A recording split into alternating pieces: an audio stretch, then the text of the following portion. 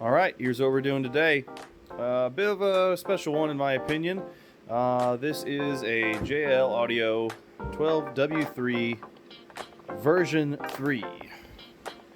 Right here. Picked it up on eBay for steel because, if you can hear that,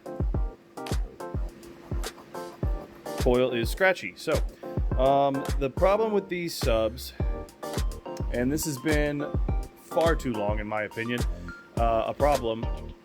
No one makes replacement parts for these things. I don't even think, I could be wrong, but I don't even think you could send these to JL and have them rebuild them, at least not for a fair price anyway. You're better off getting new ones, and the price point of these things is ridiculous. So why even get new ones when you can get different subs that are better? I think the main problem with these things is people either, most likely people overpower them and end up blowing the coil just because they just don't know how to tune amps properly, and they blow things up and the coil goes bad, and then JL gets a bad name, and JL's already going to start getting a bad name because they're now Garmin Audio, but that's neither here nor there. So it could be a failure point, a weak point of the sub, that the coils are just crap, or it could be, most likely, people overpower them and they don't work out too well. They just blow the coils up. So our Lord and Savior, the Lord of Bass, pardon the pun, no affiliation, looking for sponsors, Lord of Bass, so let me know. But the Lord of Bass came out with replacement coils for these things. Finally, after all these years, someone made a replacement coil. It's an oddball size coil. It makes no sense, but they made a replacement coil. So I've got one coming in the mail. I'm like, okay, I saw it, I ordered it, perfect. Let me find one on eBay that's cheap and I'll rebuild it. So here it is. We're going to start the teardown process today, and I'll kind of walk you through it best I can with a little time-lapse action. So all right, here we go.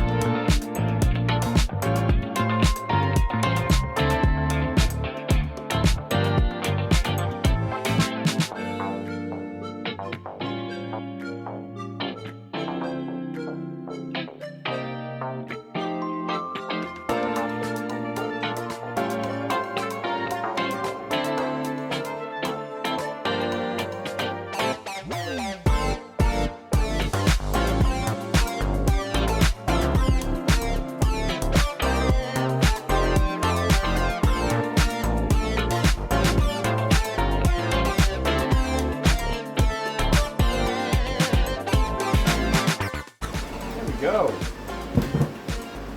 Fire is the answer.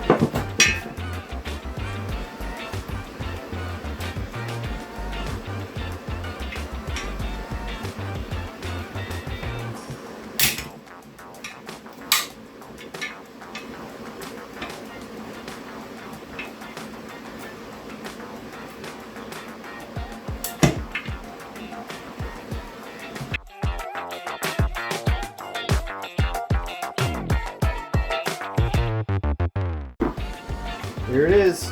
Here it is. Maybe. Yep. There it is.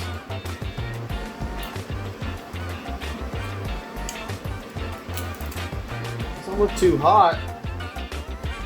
The former just failed. Little discoloration, but I think most likely it's a former problem. Alright.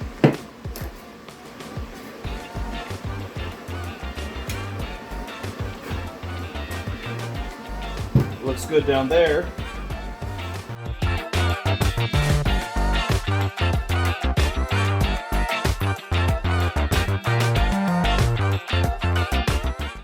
What I'll probably do, this is it's a case in epoxy here. I'm gonna cut these, trim them down. I'll probably just run new tinsel leads to here, or just directly to here.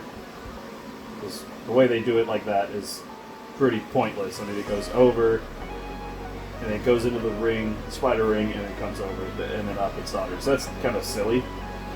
Thanks, JL. I know you know what you're doing, but not always. So that's pretty much it. As far as teardown goes, bit of a pain in the ass. Fire works pretty well here. Heat gun, not so much. Fire loosens up this rubber, and it comes off. You can see right here. That's kind of what you want to get to. It comes off clean here. Kind of came off. Some of the rubber stayed behind. They use some pretty crazy adhesive on this thing, man. Jeez, out. When this goes back on, looks like it's just gonna, just like that, yeah. Okay, so it'll just glue back in there. No big deal. New adhesive, good to go. Uh-oh. Alright, fine. Alright, so the spider's obviously good. I'll get the new former, a new coil, get her in there, wire her in, and we should be good to go. I'm gonna snip these off and everything and clean this up. But that's pretty much it for now. Keep an eye on part 2, the reassembly.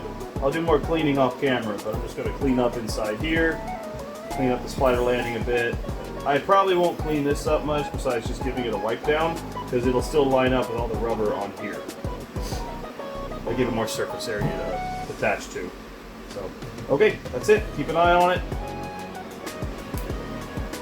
And I'm gonna hopefully you learned a little something, and I'm gonna teach you how to rebuild these W3V3s that JL just kind of dropped the ball on. So yeah, that's it for now. Take her easy.